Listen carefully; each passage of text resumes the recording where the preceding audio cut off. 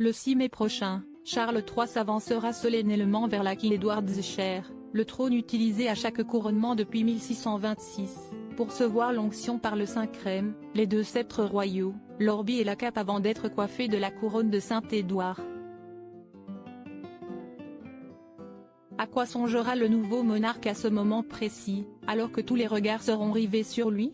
Il aura sans aucun doute une pensée émue pour sa mère bien-aimée Élisabeth II, celle qu'il avait tendrement surnommée My Darling Mama lors de son premier discours en tant que roi, les yeux embués par les larmes. Mais très vite, il s'efforcera de contenir son émotion en pensant à son père, le duc d'Édimbourg, disparu en avril 2021, qui s'est longtemps agacé de voir un héritier du trône si timide, si sentimental. Un regard au balcon, et le nouveau roi plongera près de 70 ans en arrière, quand petit, il assistait au couronnement de sa propre mère, sous le regard bienveillant de sa grand-mère adorée, Queen Mum. Mais qu'en sera-t-il de Lady Diana? Charles III aura-t-il une pensée pour la mère de ses deux fils, les princes William et Harry?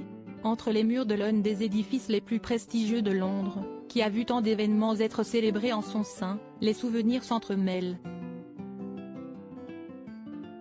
Les bons et les moins bons. Mais un en particulier restera à jamais gravé dans toutes les mémoires, et dans celle de Charles III en particulier. La mort tragique de Lady Diana dans un accident de voiture sous le pont de l'Alma en 1997 et ses funérailles quelques jours plus tard, où ses deux fils Harry et William, âgés de 12 et 15 ans seulement, marchent derrière le cercueil de leur mère. Avec sa maîtresse Camilla, celui qui n'est encore qu'héritier du trône est désigné coupable, et certains voient en lui un homme à abattre. Les quelques notes au piano de Candle in the Wind de d'Elton John qui résonnent dans l'abbaye de Westminster lors de ses funérailles ne suffisent pas à apaiser les esprits. Si les relations s'étaient quelque peu apaisées entre le prince Charles et Lady Diana avant sa disparition tragique, la crise avait atteint son paroxysme 2 ans plus tôt, lorsque la princesse des cœurs avait cru bon dire tout haut ce qu'elle pensait tout bas. Face à Martin Bashir, dans l'émission Panorama diffusée sur la BBC, elle lâchait une véritable bombe en direct, et remettait en cause les capacités du prince Charles à être un bon roi. Être prince de Galles offre plus de liberté, alors qu'être roi est un peu plus étouffant, avait confié Lady Diana, avant d'ajouter avec aplomb, de ses yeux assombris par du col noir, et parce que je connais le personnage, je pense que la fonction suprême, comme je l'appelle, lui imposerait d'énormes limites, et je ne sais pas s'il pourrait s'y adapter. Des mots qui avaient provoqué la colère d'Élisabeth II et précipité leur divorce. Une confidence reçut telle une gifle par le prince Charles qu'il avait tenté d'encaisser non sans mal. Aujourd'hui, une même fougue, un même besoin de vérité semble animer leur fils cadet le prince Harry. Après de multiples tergiversations, ce dernier assistera bien au couronnement de son père. Comme sa mère avant lui, dont le souvenir transpire sur chacune des pages de ses mémoires, le duc de Sussex a choisi de régler ses comptes avec la famille royale. Une brouille, notamment avec son frère aîné, que la princesse des cœurs aurait détesté. Ambiance glaciale et regards fuyants en prévision le jour du sacre. Lady Diana n'est plus là pour jouer les arbitres et leur faire entendre raison. Charles III, trop occupé à faire accepter l'élu de son cœur à la famille royale et aux Britanniques, a échoué à les réconcilier.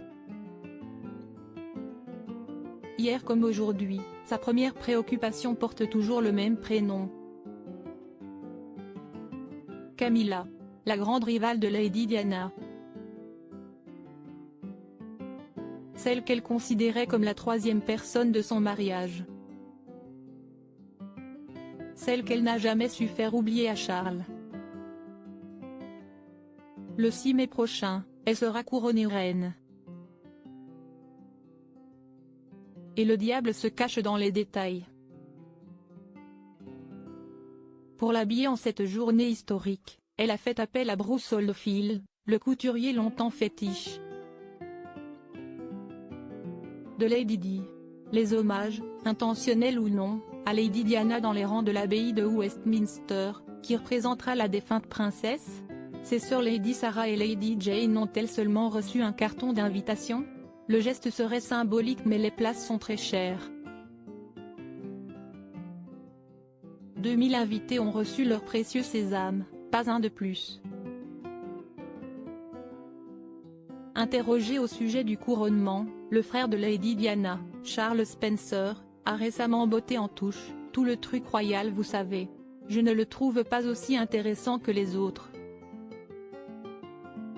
Je me contente de vivre ma vie. Les gens pensent que je m'y intéresse beaucoup, mais c'est juste un aspect secondaire de ma vie », a-t-il lâché sans donner plus de précisions sur sa venue ou non au sacre. Reste que tous les commentateurs royaux devraient scruter les moindres détails et pointer du doigt les éventuels hommages, intentionnels ou non, à Lady Diana. Un chant, une couleur, un bijou. Tout peut finalement rappeler le souvenir de celle qui a disparu il y a plus de 25 ans. J'espère qu'à un moment ou à un autre du long week-end du couronnement, le roi nouvellement couronné fera un généreux clin d'œil à son ex-femme décédée, appel de ses vœux Angela Epstein du Daily Express. Si ce n'est pas le cas, les inconditionnels de la princesse des cœurs devront se consoler avec l'album hommage du couronnement proposé par la National Portrait Gallery. Un ouvrage où l'on trouve notamment une magnifique photo en noir et blanc de Lady Diana, riant aux éclats avec ses deux fils, prise par John Swanell en 1994. Charles III a-t-il approuvé ce choix? Le mystère demeure. Et ses pensées, lors du couronnement, resteront également un mystère. Crédit photo, agence.